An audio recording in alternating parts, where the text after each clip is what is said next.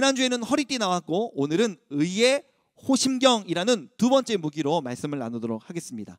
설교 제목이 의의 호심경이고 본문에도 호심경이 나와서 호심경? 뭐야?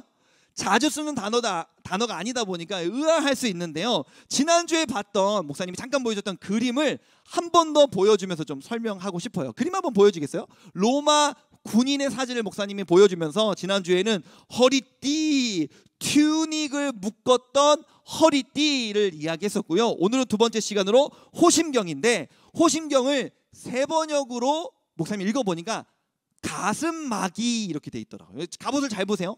가슴을 보호하는 이 장구류를 보니까 가슴부터 배까지 이렇게 갑옷으로 가려져 있었던 것 같아요. 어떤 갑옷은 가죽으로 되어 있기도 했고요. 어떤 갑옷은 철판으로 이루어져 있기도 했는데 어쨌거나 중요한 것은 가슴과 배 쪽에 있는 내장 기관을 보호하는 역할을 한 것입니다.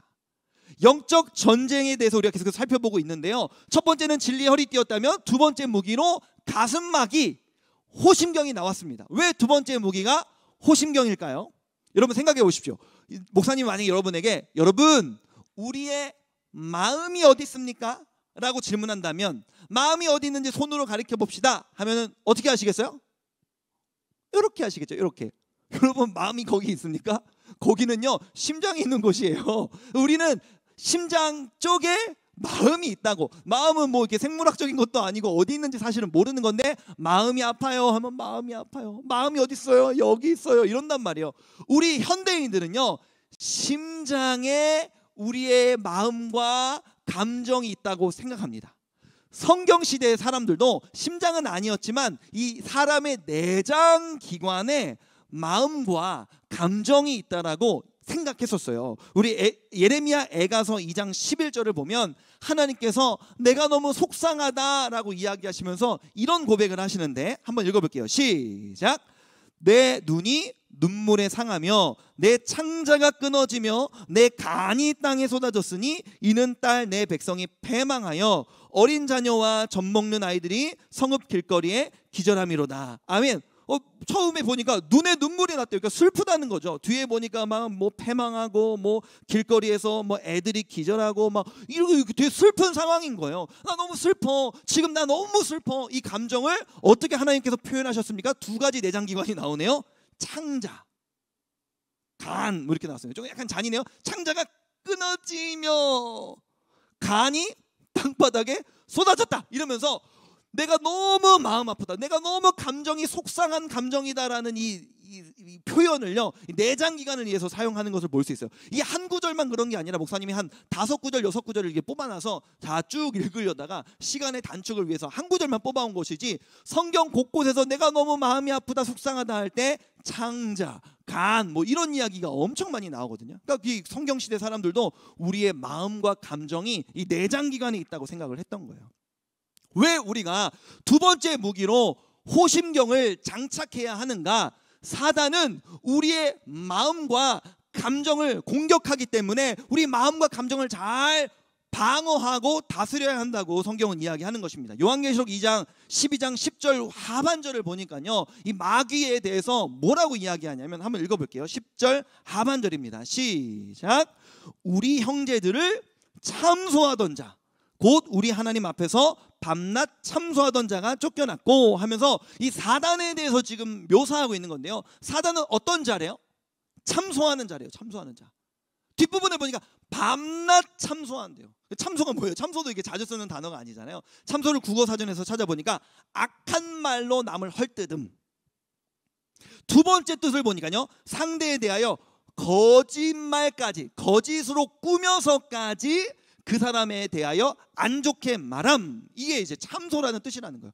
그러니까 마귀가 우리를 참소한다는 건 우리의 마음과 감정이 상하도록 하기 위해서 환경을 이용하든 다른 사람을 이용하든 부모님을 이용하든 학원 선생님, 학교 선생님을 이용하든 누구를 이용하든 아니면 내 내면의 목소리든지 간에 어떻게든지 우리를 헐뜯고 상처 주고 마음이 상하게 하며 심지어 거짓말까지 해가면서 우리에게 어떻게든 우리를 상처를 입혀서 하나님으로부터 멀어지게 하려는 의도를 갖고 있는 자가 바로 마귀, 악한 영의 세력들이다라고 성경은 이야기하는 것입니다. 그래서 오늘 본문을 가지고 여러분과 나누고 싶은 두 가지 말씀. 첫 번째, 우리 자막을 읽어볼게요. 시작.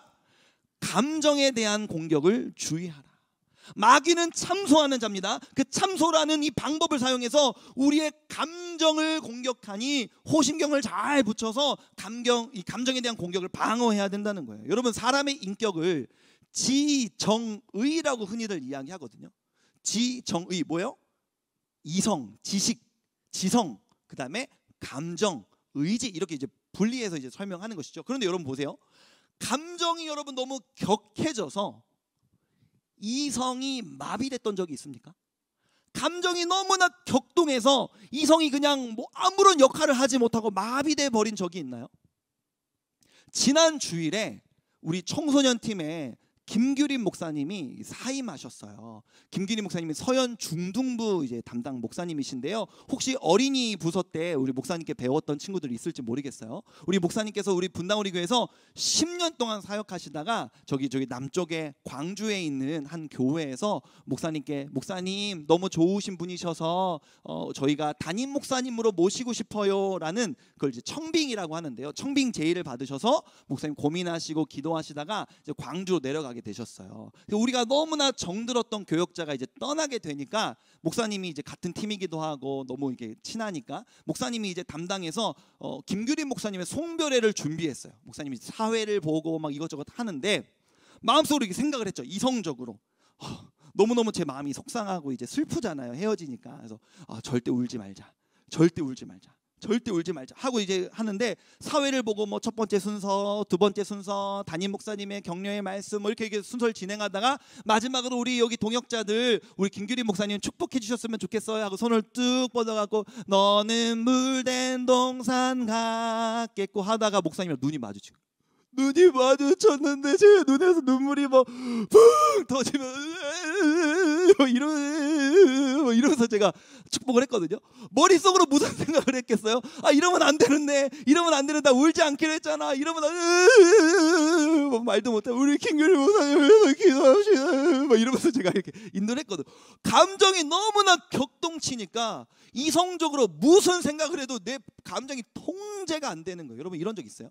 이거는 굉장히 긍정적인 감정이죠. 왜냐하면 너무 사랑하는 사람에게 감정 표현을 하지 않으려다가 그 감정이 폭발해서 그 긍정적 감정이 표현되는 거, 이거는 되게 좋은 상황이에요. 그런데 때로는요 부정적인 감정이 컨트롤이 되지 않는 경우도 우리에게 많이 있죠. 예전에 제가 한 2년 전쯤인가 여러분한테 고백한 적이 있는데 이거 무슨 사건이냐면 저는 꽃게 백숙 사건이라고 저는 부릅니다. 여러분 꽃게 백숙이라고 들어봤습니까? 우리 선생님들 영계백숙도 아니고 꽃게백숙이라는 사건이 있는데 뭐냐면요, 저랑 아내랑 저희 가정이 한번 이제 저녁 외식하자 이런 이야기를 해갖고 외식 뭐 할까? 제가 아내한테 당신이 정해, 나 뭐든 괜찮아 이렇게 얘기를 했어요. 그래갖고 이제 아내가 정한 게 뭐냐면 꽃게백숙이었어요. 꽃게인데 백숙? 그게 뭐지? 갔어요. 꽃게 백숙을 먹으러 갔어요. 뭐 아내가 정하는 대로 가겠다고 했으니까 딱 갔는데 도착하자마자 메뉴판을 보니까 금액이 겁나 비싼 거예요. 우리가 저녁 한 끼를 먹을 때 혹은 외식을 한다 그래도 머릿속에 그려지는 그 금액의 한도가 있잖아요. 제가 생각했던 그 금액보다 너무 비싼 거예요. 너무나 비싼 거예요. 그리고 꽃게 백숙이 뭔가 해갖고 꽃게 백숙을 딱 시켰는데 꽃게 백숙이 나왔는데 뭐냐면 꽃게긴 꽃게인데 꽃게가 하얘. 꽃게가 붉은 게 아니라 꽃게가 하얘. 그냥 꽃게를 찜쪄서 내놓은 거예요. 그리고 이제 한 입 먹었죠. 아무 맛도 안 나. 맛이 있다, 맛이 없다가 아니라 무맛. 정말 맛이 없어요. 맛이라는 그 존재 개념 자체가 없어요. 그냥 맹맛이에요. 맹맛. 값은 겁나 비싸고 배는 안 차고 그래갖고 막 속 안에서 너무 돈이 아깝다는 생각 때문에 분노의 감정이 치밀어 오르는 거야. 지금 이걸 먹자고 지금 여기 온 거야? 하면서 막 분노의 감정이었는데 이거를 밥 먹으면서 앞에서 얘기할 수 없잖아요. 쪼잔하게 이게 얼마짜리인데 이런 걸 시켰냐. 그럼 막 여기 주인분께서도 왔다 갔다 하시는데 이렇게 비싼 데를 왜 왔냐, 맛도 없다 이런 얘기를 할 수가 없잖아요.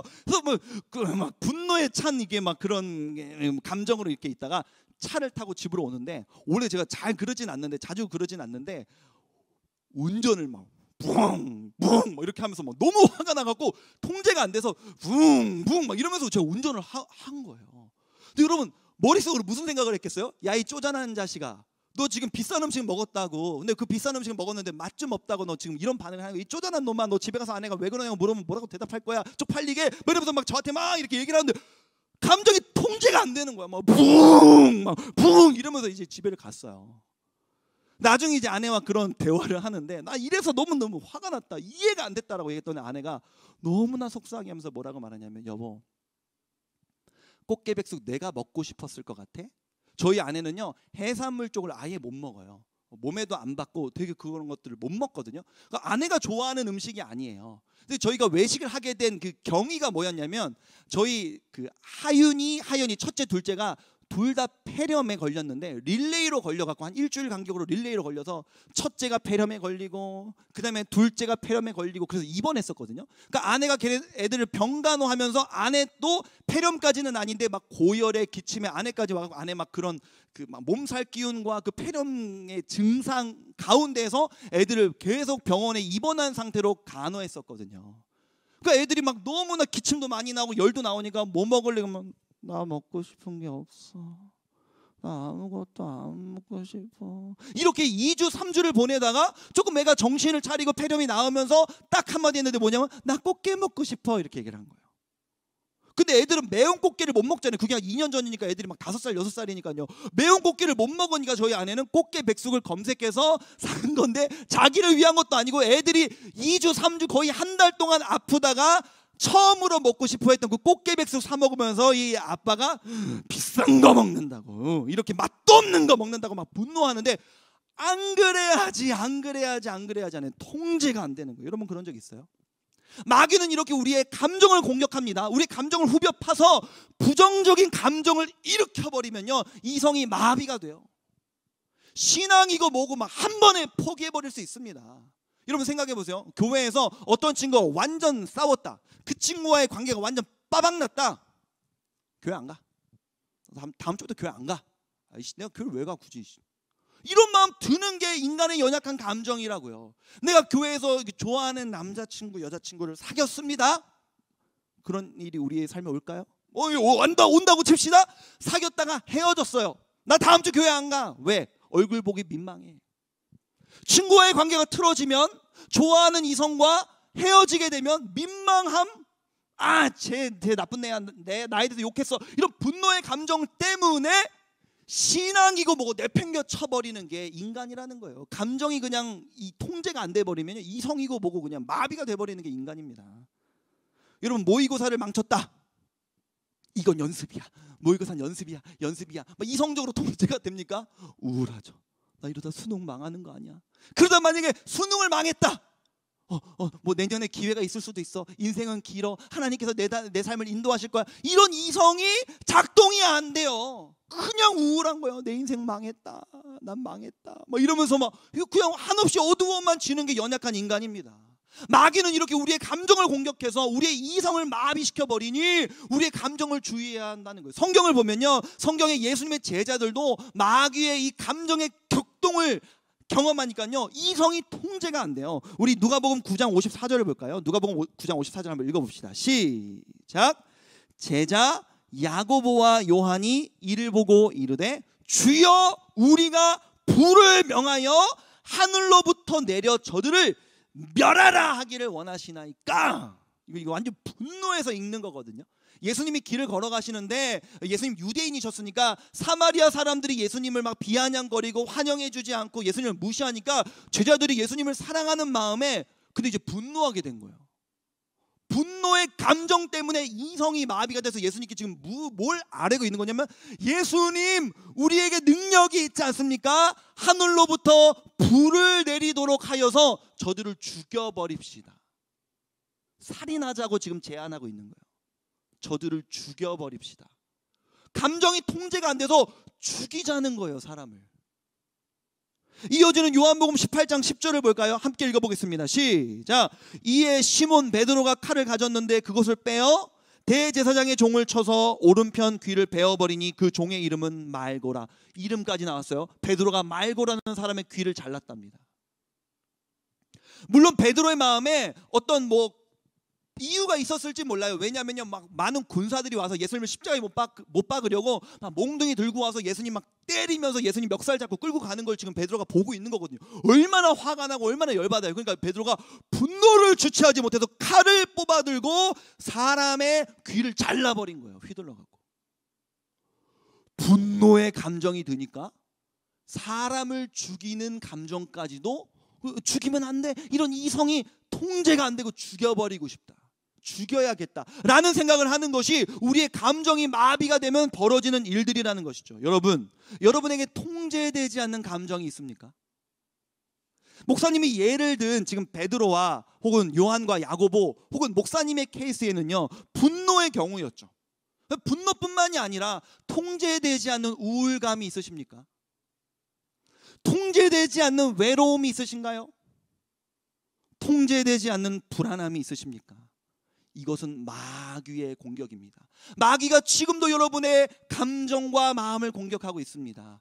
그 공격이 있다는 것을 인지하시고 호심경, 가슴마귀로 막아내실 수 있는 저와 여러분이 되기를 주님의 이름으로 축복합니다. 두 번째로 오늘 본문을 통해 나누고 싶은 건 뭐냐면, 마귀가 우리의 마음과 감정에 대해 공격하는데 또한 뭘 공격하냐면, 시작, 의에 대한 공격을 주의하라. 에베소서 6장 14절, 우리 빨간색 글씨만 읽어볼게요. 오늘 설교 제목이기도 했죠. 시작, 의의 호심경. 목사님은 호심경 가슴막이라 그랬어요. 근데 그냥 호심경이라고 안 하고 의의 호심경이라 그랬어요. 의로 너희들의 가슴을 방어해라, 이렇게 이야기하는 거예요. 다시 말하면 뭐냐면, 마귀가 우리의 감정과 마음을 공격할 때 주로 공격하는 방법이 뭐냐면 의를 공격한다는 거예요. 우리의 의를 공격한다는 거예요. 의가 뭐냐면 영어로 rightness. 영어 성경 보는 목사님, 의가 뭐냐면요, 약간 뭔가 의는 올바른, 이런 뜻이잖아요. 올바른. 그러니까 다시 말하면 우리가 신앙적인 의는 뭐냐면요, 하나님 보실 때 올바른가? 이거예요. 그러니까 마귀가 우리의 의를 공격한다는 건 무슨 말이냐면, 야, 네가 하나님 보실 때 올바를 것 같아? 하나님이 보실 때 네가 만족스러울 것 같아? 아까 요한계시록에서 마귀를 참소하는 자라고 했잖아요. 우리를 비난하는, 악한 말로 우리를 비난하고 심지어 거짓말까지 보태서 우리를 비난하는 자가, 참소하는 자가 바로 마귀라고 이렇게 이야기했죠. 그런 거짓말까지, 악한 말을 포함해서 우리로 하여금 우리의 의를 공격한다는 거예요. 네가 그러고도 크리스찬이야? 네가 하나님 보시기에 올바를 것 같아? 네가 그러고도 목사야? 네가 그러고도 교사야? 너 예배 태도도 엉망이잖아. 너의 믿음도 형편없잖아. 너 큐티도 안 하잖아. 너 주중에 하나님 생각 하나도 안 하잖아. 네가 무슨 신앙훈련생이야. 네가 무슨 예수님을 믿는다 그래. 뭐 수련회 때 눈물 한번 흘렸던 거? 그거 거짓말이야. 그거 믿음 아니야. 너 공부도 제대로 못하잖아. 신앙도 엉망이고 성격도 별로고 친구도 없고 공부도 못하고, 너 같은 걸 하나님이 기뻐하시겠냐? 마귀는 지금도 우리의 마음에 계속해서 이런 거짓말들로 우리로 하여금 하나님을 오해하게 하고 우리로 하여금 믿음을 포기하고 싶도록 만들고 있다는 것입니다. 요한복음 21장 3절에 시몬 베드로도 이런 공격을 당했었어요. 우리 한번 읽어볼게요. 시작. 시몬 베드로가 나는 물고기 잡으러 가노라. 아멘. 여기까지만 읽어볼게요. 요한복음은 21장까지 있습니다. 근데 지금 본문 읽은 게 21장이에요. 요한복음의 중간의 내용에서는요, 베드로는 너무너무 예수님을 사랑하는 제자였습니다. 근데 이 베드로가요, 제자를 포기하겠다는 거예요. 나 제자 포기할래. 나 그냥 어부로 돌아갈래. 나 예수님의 십자가 앞에서 예수님을 배신했던 자고, 지혜롭지 못하게 맨날 칼 뽑아서 사람 죽이려고 하고, 나는 왜 이렇게 실수가 많은지 모르겠어. 난 왜 이렇게 맨날 주님 앞에서 부끄러운 모습인지 모르겠어. 나 같은 게 무슨 제자야. 나 그냥 어부할래. 아마 악한 영들의 세력들이요, 이 마귀가 이 베드로의 마음에 속삭였을 거예요. 네가 제자냐? 너 그럴 줄 알았어. 너 끝까지 예수님 따른다며, 예수님 사랑한다며. 거봐, 이게 딱 네 수준이야. 포기해. 그게 너 하나님을 도와주는 일이야. 네까지 무슨 제자를 한다고. 마귀가 베드로에게 너는 하나님 앞에서 올바르지 않다고 공격했고, 베드로는 낙심했습니다. 내가 무슨 제자냐고. 나는 배신자라고. 나는 제자의 자격이 없다고 베드로는 포기하려고 하고 있습니다. 고백하자면, 목사님도 이번 한 주간이 말씀을 준비하는데, 말씀을 준비하면서 발견했는데, 목사님의 내면에도 악한 영의 세력들이 동일한 공격을 하고 있더라고요. 네가 좋은 목사일 리가 없다고. 너 같은 목사를 통해서 하나님의 능력과 역사가 나타날 리 없다고. 낙심하며 나 같은 사람이 계속 목사를 해도 될까? 이번 한 주간 동안 목사님이 너무나 이렇게 생각이 많았어요. 이 코로나 상황 속에서 사실 이 청소년인 여러분들의 믿음이 지키기가 쉽지 않잖아요. 근데 제가 송림고등부 여러분들과 같이 있는데, 내가 송림고등부에 있는 것이 너희들의 믿음에 무슨 도움이 되지? 이 코로나 상황에서 믿음 안에서 너무너무 힘들어하고 갈피를 못 잡고 있는 우리 부서 아이들한테 내가 있음으로써 무슨 유익을 주고 있지? 너는 능력 없는 목사야. 네가 뭘 할 수 있어? 현장 예배를 드린다고 애들이 콧방귀나 낄 것 같아? 현장 예배를 많이 오라는 얘기는 아니에요, 여러분. 이게 방역 때문에 오는 게 옳고 안 오는 게 옳은 그런 거는 아니잖아요. 우리가 무너진 예배를 회복하자는 의미이지, 네가 그렇게 한다고 될 것 같아? 너의 설교에, 너의 삶에 무슨 능력이 있어? 너는 무능력한 목사야. 선생님들이, 스태프들이, 심지어 학생들이 네 삶을 깊숙이 들여다보면 너에게 얼마나 많이 실망하겠니? 너는 거룩하지 않은 목사야. 너 같은 목사가 언젠가 담임 목사가 되어서 한 교회에 5년, 10년, 20년 목회를 한다고 했을 때 과연 네가 담당하는 성도들이 행복할까? 이런 생각이 미치니까요, 내가 목사를 계속 하는 게 옳은가? 이런 악한 세력들의 공격이 제 마음속에 계속 찾아오더라고요. 성경은 우리에게 내가 뭘 행위적으로 잘해서가 아니라 하나님께서 우리를 의롭게 여겨주신다라고 말씀해 주시는데요, 다시 말하면 하나님께서 우리의 행위와 상관없이 우리로 하여금 너는 올바르다라고 말씀해 주시는데, 이게 말이 안 되잖아요. 아니, 제가 이런 고민을 하고 마귀에게 공격을 당했을 때는 저의 연약함이 있기 때문에 그런 공격을 하는 거잖아요. 그렇게 제가 그리고 그 공격에 동의를 하는 거고요. 근데 뭐 내가 무슨 짓을 하든 그러면 하나님 앞에서 내가 올바르다는 건가? 어떻게 그게 가능한지 한번 봅시다. 빌립보서 3장 9절을 한번 읽어볼게요. 빌립보서 3장 9절 함께 읽겠습니다. 시작. 그 안에서 발견되려 함이니 내가 가진 의는 율법에서 난 것이 아니요 오직 그리스도를 믿음으로 말미암은 것이니 곧 믿음으로 하나님께로부터 난 의라 하면서, 여기 의라는 단어가 자주 등장하는데요, 뭐래요? 우리가 가진 의는, 내가 가진 의로움, 하나님 앞에서의 올바름은 율법, 다시 말하면 너의 행위를 통해 얻어진 것이 아니라 오직 그리스도를 믿음으로 말미암은 것이니, 곧 뒤에 보세요, 믿음으로 하나님께로부터 난 의라.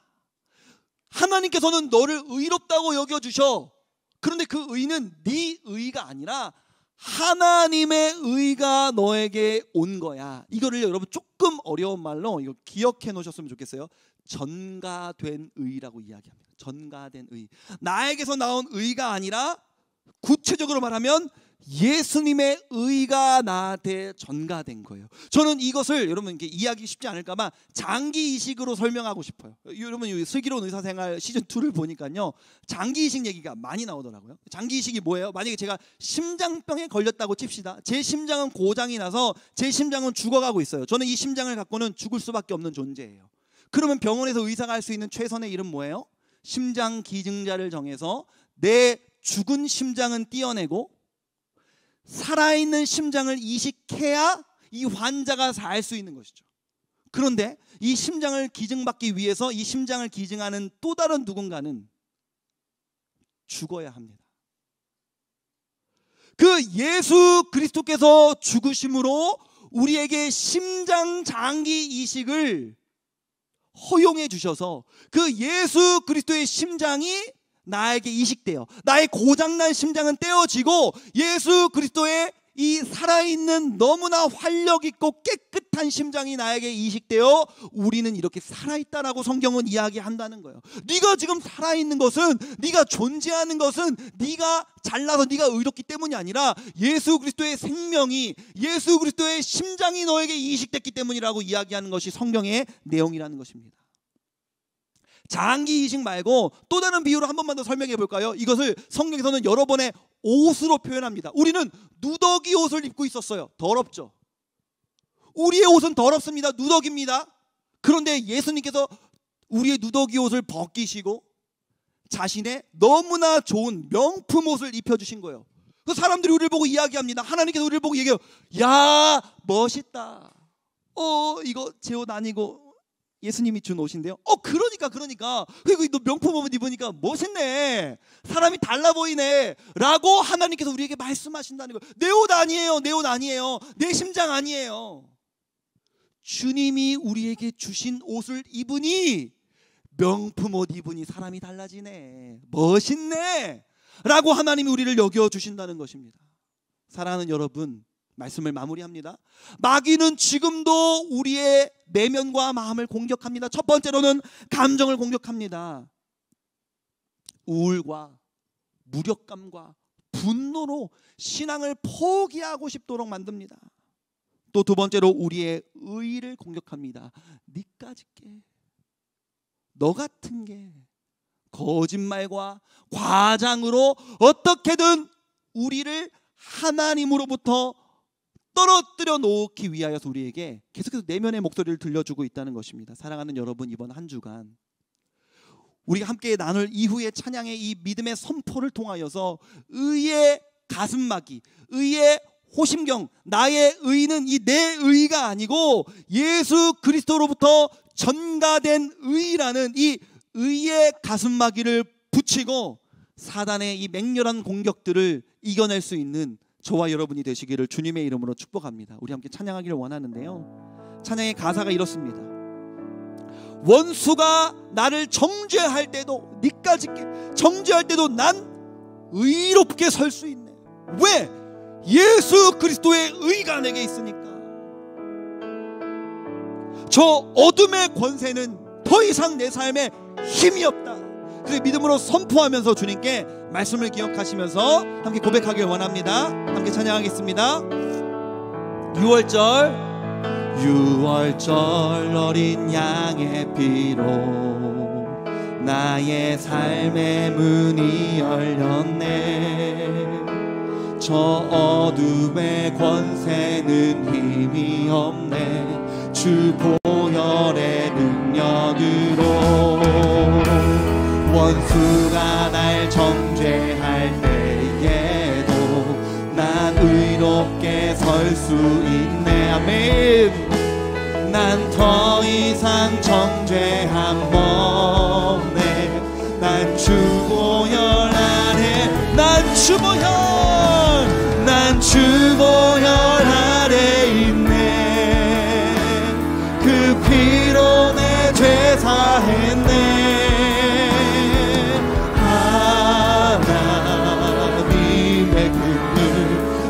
거룩게 하시었네.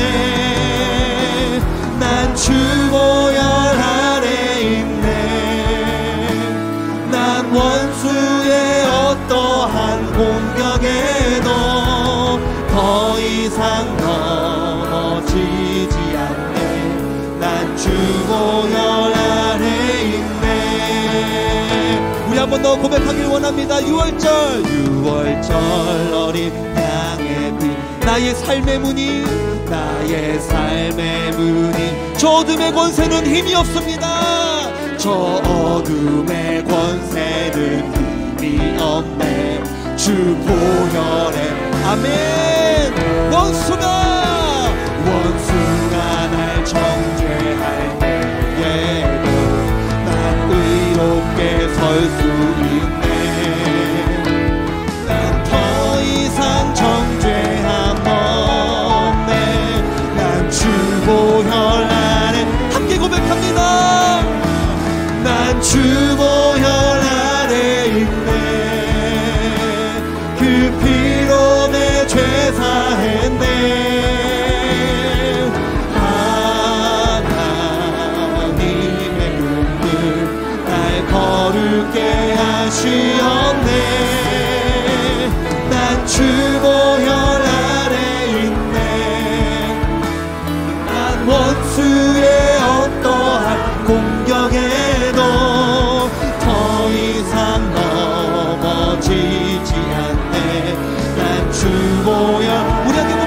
고백합니다. 난 주보혈, 난 주보혈 아래 있네. 그 피로 내 죄 사했네. 하나님의 눈을 날 거룩게 하시었네. 난 주보혈 아래 있네. 난 원수의 어떠한 공격에도 더 이상 넘어지지 않네. 난 주보혈 아래 더 이상 넘어지지 않네. 더 이상 넘어지지 않네. 우리 마지막으로 한번 고백합니다. 더 이상 넘어지지 않네. 더 이상 넘어지지 않네. 난 주보혈 안에 있네. 아멘, 아멘. 함께 기도하기를 원합니다. 사랑하는 여러분, 여러분의 내면 가운데 통제되지 않는 감정이 있습니까? 그로 인하여 부정적 결과를 초래하도록 하는 통제되지 않는 감정이 있다면 하나님 앞에 기도하십시다. 하나님, 이 원수의 공격을 잘 막아낼 수 있는 힘을 내게 허락하여 주십시오. 특별히 원수 마귀는 우리의 의로움을 공격합니다. 너는 올바르지 않다고, 너는 하나님 앞에서 형편없는 존재라고 우리에게 이야기하는데, 하나님, 그렇습니다. 우리는 형편없는 존재가 맞습니다. 우리의 실존은 그렇습니다. 그러나 우리의 모습은 형편없지만 예수 그리스도의 그 십자가의 의를 우리에게 전가시켜 주셨기에, 우리의 누더기 옷은 벗기시고 우리에게 자신의 명품 옷을 입혀주셨기에 우리를 의롭다고 여겨주시는 줄로 믿습니다. 내 의가 아닌 예수 그리스도의 의에 호심경을 붙이고 이번 한 주간 동안 원수의 공격을 이겨낼 수 있는 힘을 우리에게 허락해달라고 우리 주여 한번 부르짖고 합심하여 동성으로 기도하십시다. 주여, 은혜로우신 아버지 하나님, 우리를 붙잡아 주시기를 원합니다. 사랑하는 우리 송리고동무 친구들, 이 코로나 상황 속에서 어떻게 믿음을 지켜가야 할지 너무나도 막막합니다. 하나님, 지혜 없는 저 자신을 바라보며 수없이 절망하기도 했습니다. 하나님, 모든 것이 내 책임과 나의 무능함으로 느껴져 너무나 힘들고 혼란스러운 일주일을 보냈습니다. 하나님, 우리 마음을 붙잡아 주시옵소서. 이번 한 주간 동안도 사랑하는 우리 친구들의 삶을 지켜주실 때에 그 원수가 우리 내면과 마음을 공격할 때에 하나님, 믿음의 고백으로 그 원수의 참소를 이겨내게 하여 주시고, 하나님, 우리의 의로움을 공격당할 때 우리는 형편없는 것이 맞지만 그 예수 그리스도의 전가된 의로 말미암아 주님 앞에 예수 그리스도의 의를 선포할 수 있도록 인도하여 주시옵소서. 사랑하는 우리 친구들의 한 주간의 삶 가운데 주여 역사하여 주시고 이 영적 전쟁 가운데 승리할 수 있도록 우리의 심령과 중심을 붙들어 주시옵소서. 아버지 하나님, 아버지를 역사하여 주시옵소서. 주님 역사하여 주십시오. 하나님, 은혜로 채워주시옵소서. 하나님, 말씀하여 주시옵소서.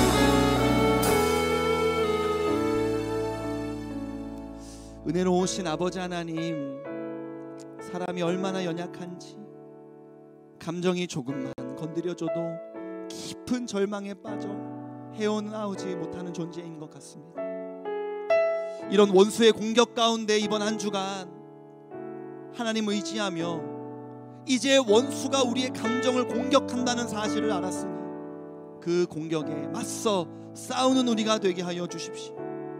우리의 의로움에 대하여 공격당할 때 니까짓게 네가 뭔데, 제자답지도 못한 것이, 목사답지도 못한 것이 그렇게 우리를 공격할 때에 그것이 우리의 실존이요 우리의 모습인 것은 맞으나 우리는 예수 그리스도의 의를 덧입은 자들임을 기억하며 나의 의를 내세워 이겨내는 것이 아니라 그리스도의 의를 내세워 이겨나갈 수 있는 우리가 될 수 있도록 주여 역사하여 주시옵소서. 한 주간의 삶 속에서 사랑하는 우리 친구들 영적 전쟁 가운데 승리하게 하여 주시고, 다음 주 우리 3학년 친구들이 대면 예배를 오면 믿음이 좋은 거고 오지 않으면 믿음이 무너진 것은 아니지만 우리의 예배를 회복하고자 하는 열심과 열망들이 일어나게 하여 주시고, 할 수만 있다면 오랜만에 보고 싶은 얼굴들 보고 인사 나눌 수 있는 기회도 주님 허락하여 주시옵소서.